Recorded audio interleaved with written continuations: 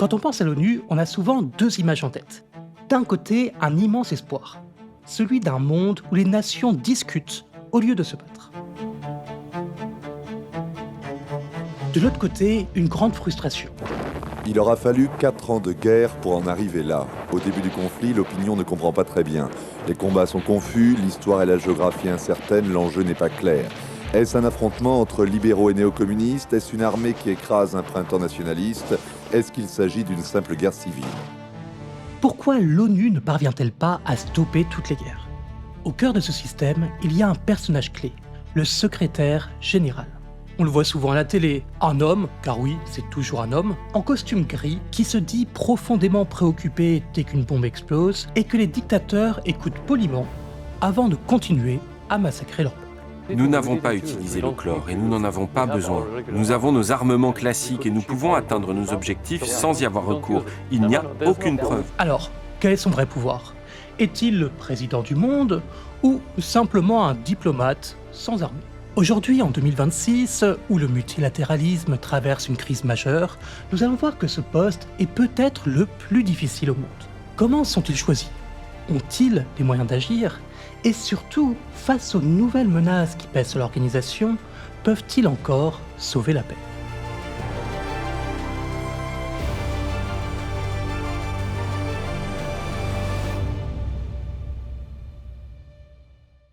Je vais commencer par dissiper un malentendu. Le secrétaire général n'est pas un chef d'État mondial.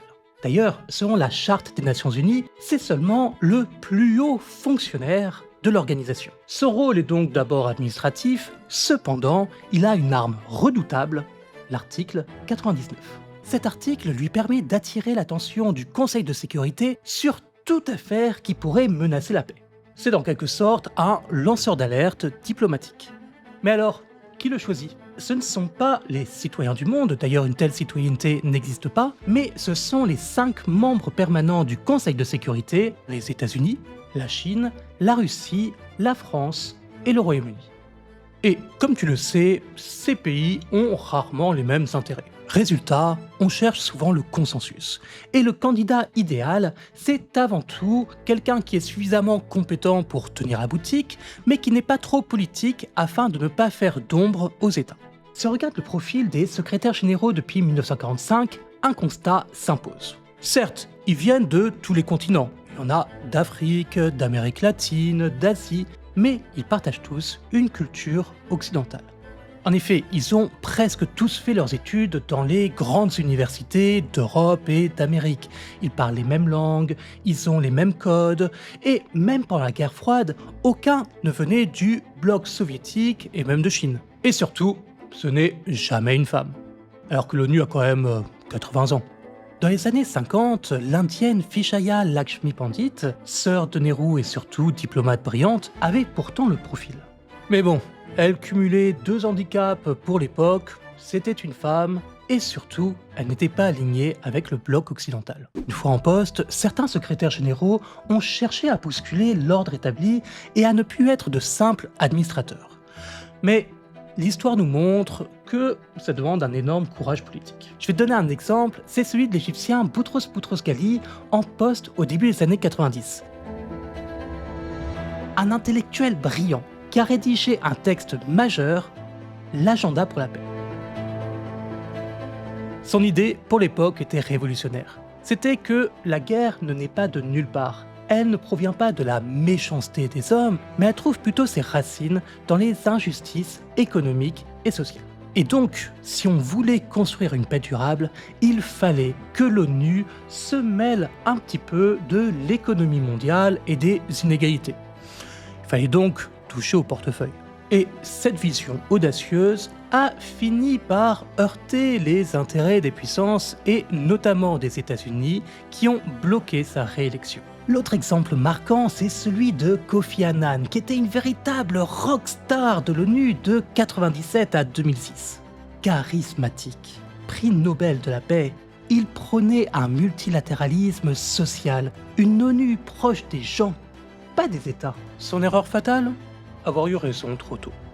À Bagdad, il règne en fait une ambiance tout à fait particulière. Depuis ce matin à 9h, les frappes ont recommencé. La ville est toujours vide, les boutiques sont fermées et les Irakiens restent chez eux. Ce matin, nous avons entendu encore plusieurs détonations, parfois précédées des sirènes d'alerte, mais cela se fait de plus en plus rare. Les B-52 auraient décollé et il y a, je peux vous le dire, une certaine tension. Ainsi, en 2003, il déclare que l'invasion de l'Irak par les États-Unis est illégale. Et la vengeance de Washington est terrible. Quelques mois plus tard, éclate le scandale pétrole contre nourriture. Et le fils de Kofi Annan est accusé de corruption. Pour beaucoup d'experts, c'était une opération téléguidée par les États-Unis afin de salir l'homme qui avait osé dire non à George W. Bush. Après ces personnalités fortes, les États ont privilégié les profils plutôt gestionnaires pour calmer le jeu. C'est le cas de Ban Ki-moon, un homme moins médiatique, mais qui nous a laissé un héritage crucial, les objectifs de développement durable.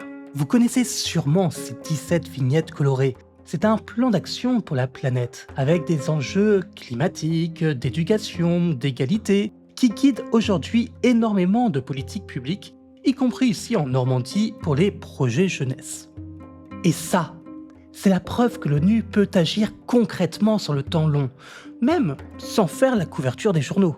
Aujourd'hui, sous le mandat d'Antonio Guterres, l'ONU traverse une tempête sans précédent. Le multilatéralisme est attaqué de toutes parts, et ainsi récemment, l'administration états-unienne a proposé la création d'un Conseil pour la paix alternatif et payant, ce qui remet complètement en question le principe d'égalité entre les États. L'ONU est à la croisée des chemins. La succession approche. Et selon le principe de rotation géographique, c'est maintenant au tour de l'Amérique du Sud de proposer un candidat. Le nom de Michelle Bachelet, ancienne présidente du Chili et ancienne haute commissaire aux droits de l'homme, circule avec insistance.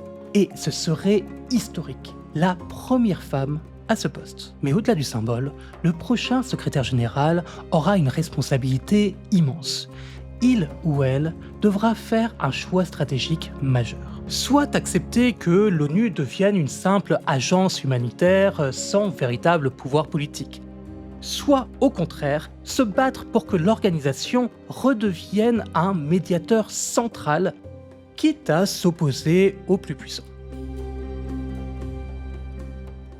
Alors, l'ONU sert-elle encore à quelque chose ? C'est facile de critiquer ses lenteurs ou ses blocages, mais imaginons un monde sans elle. Les conséquences du désengagement actuel sont déjà visibles et dramatiques.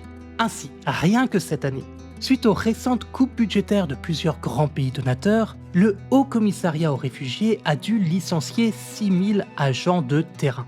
Concrètement, cela signifie moins de tentes, moins de nourriture et moins de protection pour les plus vulnérables. Et selon plusieurs études médicales, notamment celles publiées par The Lancet, cet effondrement de l'aide humanitaire pourrait provoquer des millions de morts évitables d'ici 2030 et la propagation de nombreuses maladies. Et là, tu vois la vraie valeur de l'ONU et du secrétaire général.